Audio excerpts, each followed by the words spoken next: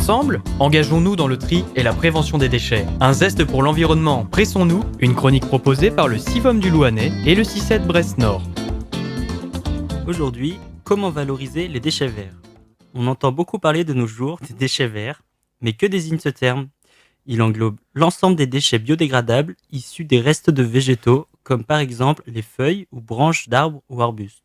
Il existe plusieurs techniques pour les valoriser soi-même, en réalisant des économies et en évitant les allers-retours à la déchetterie.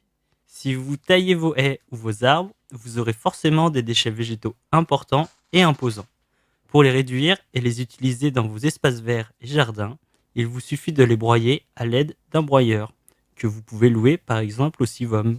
Une fois réduits en copeaux, vous allez pouvoir les utiliser à condition qu'ils soient bien secs et non porteurs de maladies. Attention à certaines exceptions, telles que les feuilles de rosier, qui sont souvent porteurs de la marsonia, petit champignon parasite par exemple. Vos déchets verts vont alors pouvoir être valorisés pour pailler, c'est-à-dire recouvrir les pieds de vos arbres fruitiers ou encore de vos légumes.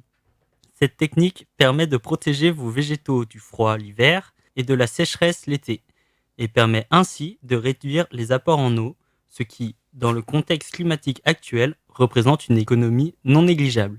Elle permet aussi de réduire le retour des mauvaises herbes autour de vos plantations. Enfin, cette couche superficielle protégera votre sol d'un éventuel tassement dû aux pluies et, en se décomposant, améliorera sa fertilité.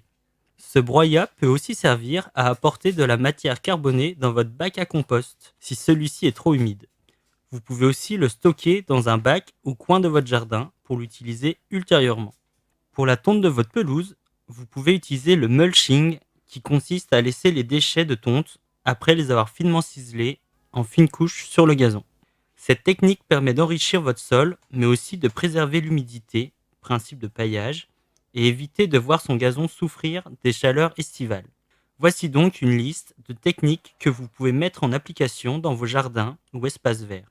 Tout le monde est gagnant en valorisant ces déchets verts. Le particulier pour les raisons précédentes et les organismes de gestion des déchets car ils en ont moins à recycler. Au-delà du recyclage, il est aussi important de réduire sa production de déchets et ces techniques sont là pour vous permettre de le faire vous-même. C'était un zeste pour l'environnement, pressons-nous, une chronique proposée par le CIVOM du Louhanais et le CICED Brest-Nord.